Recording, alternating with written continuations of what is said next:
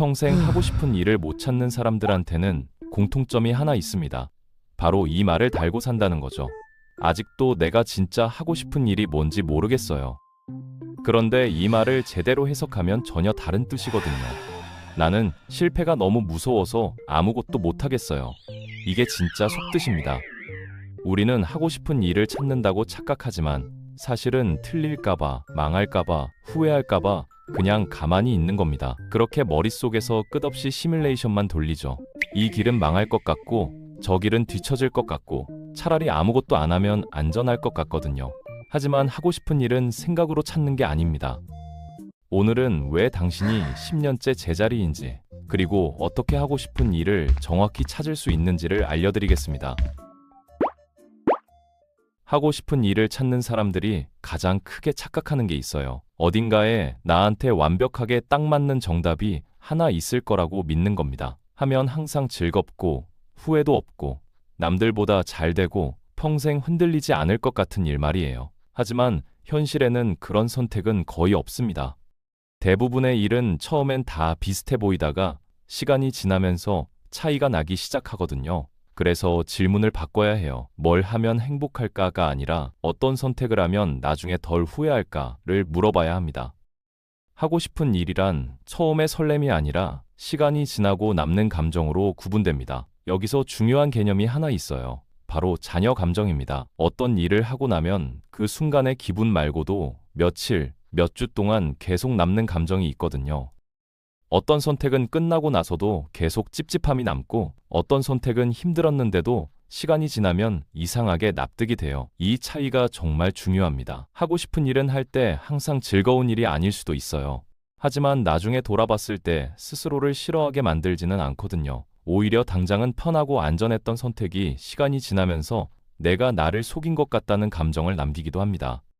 예를 들어볼게요. 어떤 사람은 대기업에 들어가서 안정적으로 살지만 5년이 지나도 내가 진짜 하고 싶었던 건 이게 아니었는데 라는 찝찝함이 사라지지 않습니다. 반대로 어떤 사람은 불안정한 프리랜서로 살면서도 힘들지만 나답게 살고 있다는 납득이 계속 남아있죠. 이 차이는 성공이나 실패와는 전혀 다른 문제거든요.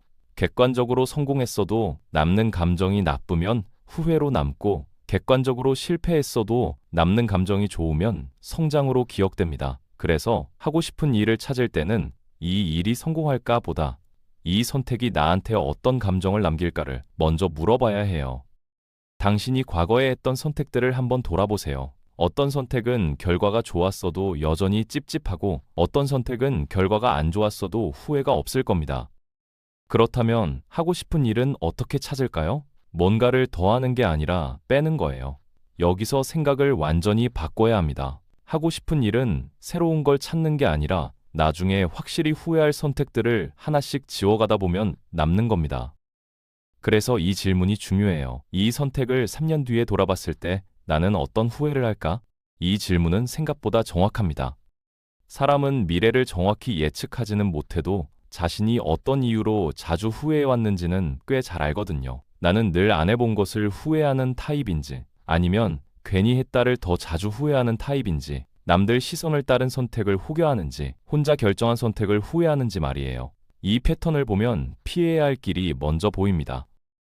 예를 들어 당신이 과거에 늘 그때 시도라도 해볼 걸이라고 후회했다면 지금 안정만 쫓는 선택은 3년 뒤에도 똑같은 후회를 남길 확률이 높아요. 반대로 늘 왜 그렇게 충동적으로 결정했지라고 후회했다면 지금 즉흥적인 선택은 또다시 후회로 이어질 겁니다.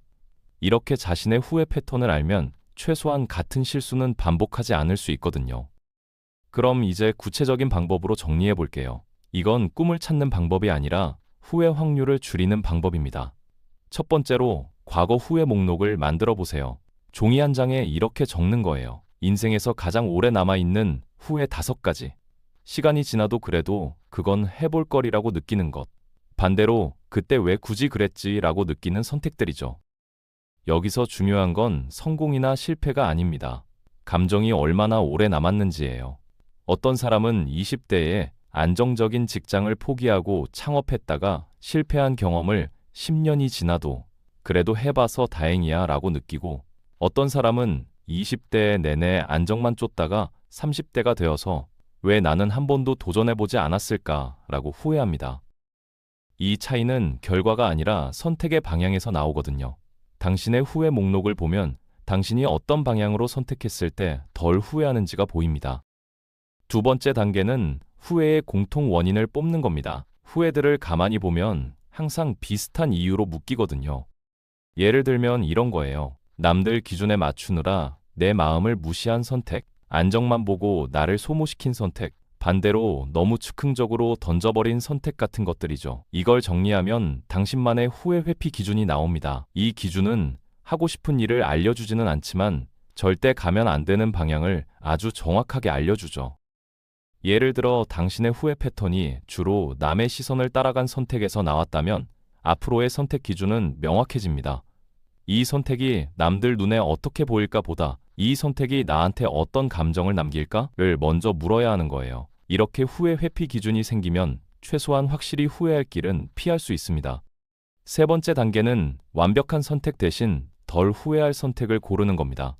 여기서 많은 사람들이 또 멈춰요. 그래도 이게 진짜 하고 싶은 일인지는 모르겠어요. 맞아요. 처음엔 모르는 게 당연해요. 그럼 이렇게 생각해 보세요. 이 선택은 나중에 내가 나를 비겁하다고 느끼게 만들지는 않을까?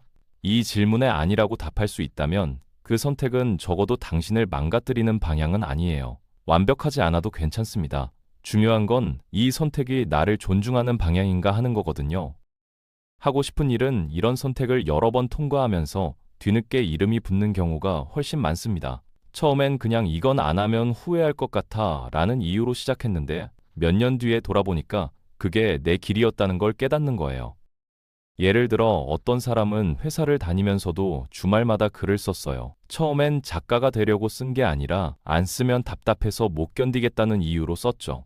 그렇게 5년을 쓰다 보니 어느새 책을 내게 되고 그제서야 나는 작가였구나 라고 깨닫게 됩니다. 반대로 어떤 사람은 처음부터 나는 작가가 될 거야 라고 선언하고 시작했지만 1년도 못 버티고 그만둡니다. 차이가 뭘까요? 전자는 후회를 피하는 방향으로 움직였고 후자는 완벽한 정답을 찾으려고 했거든요. 하고 싶은 일은 목표가 아니라 과정 속에서 발견되는 거예요.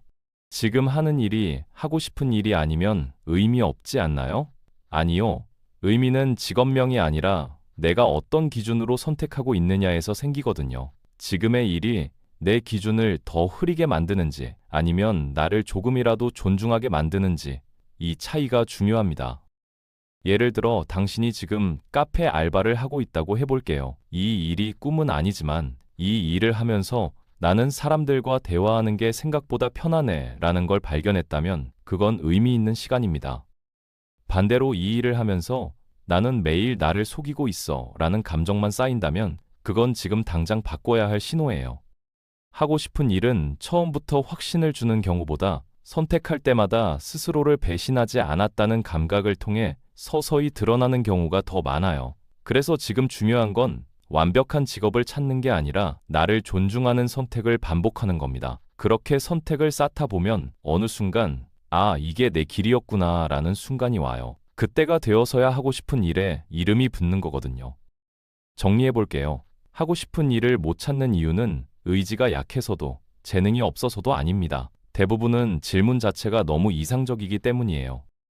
뭘 하면 행복할까? 이 질문 대신 어떤 선택을 하면 내가 나를 덜 미워할까를 물어보세요. 내 꿈은 뭘까? 이 질문 대신 어떤 후회만큼은 평생 안고 가기 싫은가를 물어보는 겁니다. 이 질문으로 방향을 잡기 시작하면 하고 싶은 일은 어느 날 갑자기 번쩍 떠오르는 답이 아니라 조용히 남아있는 선택으로 모습을 드러냅니다. 하고 싶은 일은 찾는 게 아니라 끝까지 남아버린 선택의 이름이거든요. 당신이 지금 당장 시작할 수 있는 건 완벽한 답을 찾는 게 아니라 확실히 후회할 선택들을 하나씩 지워가는 겁니다. 그렇게 지우고 또 지우다 보면 어느 순간 남는 게 보여요. 그게 바로 당신이 찾던 방향입니다. 많은 사람들이 하고 싶은 일을 찾지 못하는 이유는 너무 많은 걸 한 번에 찾으려고 하기 때문이에요. 완벽한 직업, 확실한 성공, 평생의 만족, 이 모든 걸 동시에 보장받으려고 하죠. 하지만 그런 선택은 세상에 없습니다. 대신 우리가 할 수 있는 건 최소한 후회하지 않을 방향으로 한 발짝씩 나아가는 거예요. 그 한 발짝이 쌓이면 어느새 길이 되고 그 길 위에서 당신은 하고 싶은 일을 발견하게 됩니다. 그러니 오늘부터는 내 꿈이 뭘까라고 묻지 말고 오늘 어떤 선택이 나를 덜 배신할까? 라고 물어보세요. 그 질문에 답하면서 하루하루를 살다 보면 1년 뒤에는 분명 달라진 자신을 발견할 겁니다. 그때 당신은 깨닫게 될 거예요. 아, 내가 찾던 건 특정한 직업이 아니라 나를 존중하는 삶의 방식이었구나. 하고 싶은 일은 그렇게 찾아집니다. 갑자기 떠오르는 번쩍임이 아니라 조용히 남아있는 선택들의 패턴으로요. 지금 당장 당신의 후회 목록을 만들고 후회의 패턴을 찾고 확실히 후회할 선택을 하나씩 지워나가 보세요. 그게 하고 싶은 일을 찾는 가장 현실적인 방법입니다.